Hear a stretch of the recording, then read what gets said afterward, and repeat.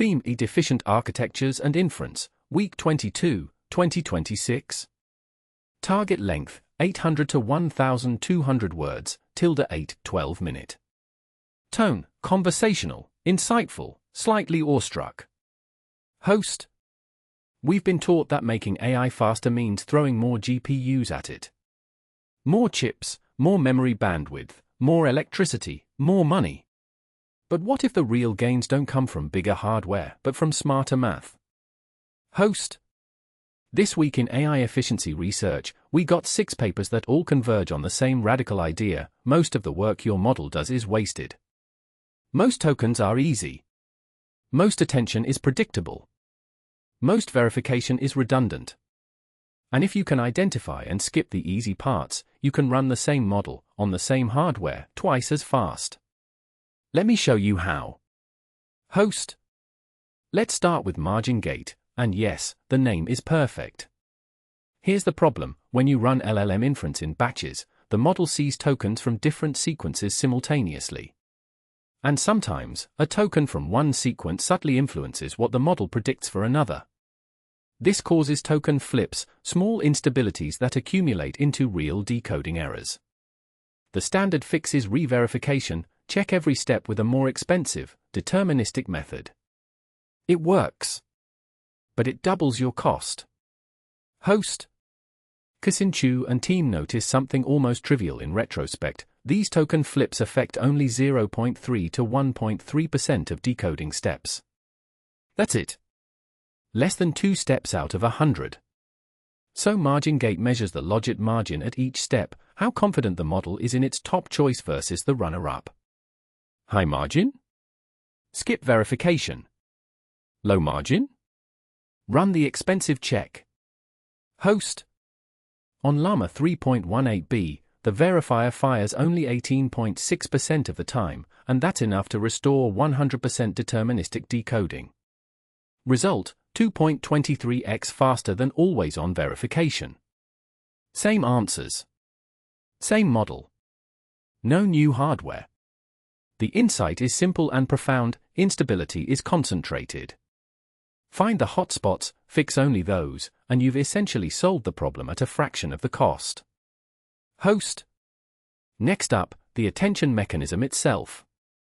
And this one's wild. Transformer scale quadratically with sequence length. You know this. I know this. It's the fundamental bottleneck on long context models. The whole flash attention line of research is about making that quadratic cost less painful, but it's still fundamentally O(n squared). Host: PO to FRYDRYCH asks, what if we just don't use softmax attention at all? PAL, Preisach Attention Layer, replaces softmax with something borrowed from physics. Specifically, the Preisach hysteresis operator. This is a model of magnetic materials. When you magnetize a piece of iron, its memory of previous states isn't a clean probability distribution, it's a hysteresis loop, a history-dependent binary relay. Host: the result is an attention mechanism that's Turing-complete at a single layer, O(1) depth, compared to O log n, for standard hard attention transformers.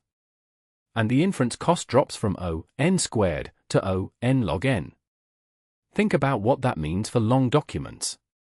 A 100K token sequence goes from 10 billion operations to about 1.7 million. That's not an optimization.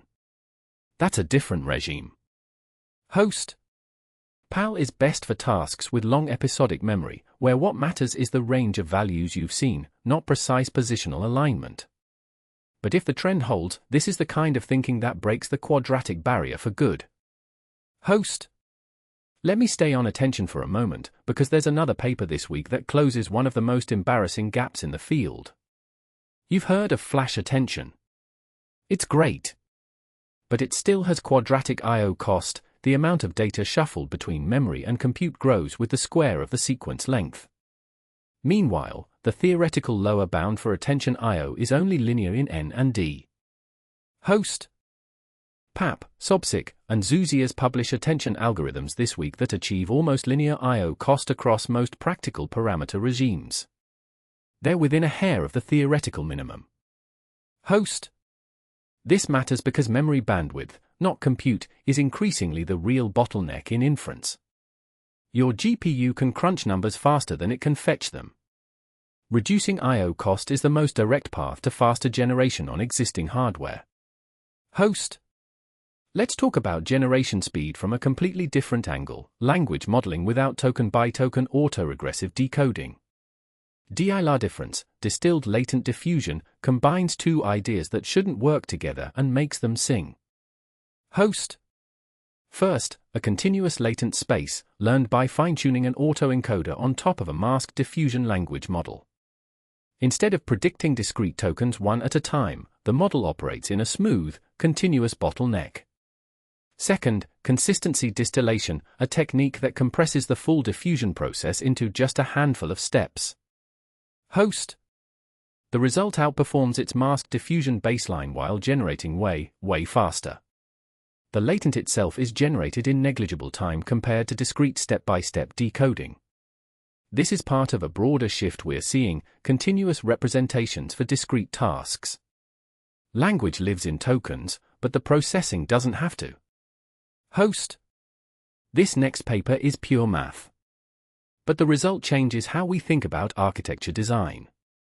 Masaoka Imezumi proves that auxiliary variables, specifically positional encoding and fixed prompts, are theoretically necessary to prevent token distribution collapse in mean field transformers. Host. Without these auxiliary variables, the token distribution at each layer degenerates to a single point, a Dirac measure. Every token becomes the same.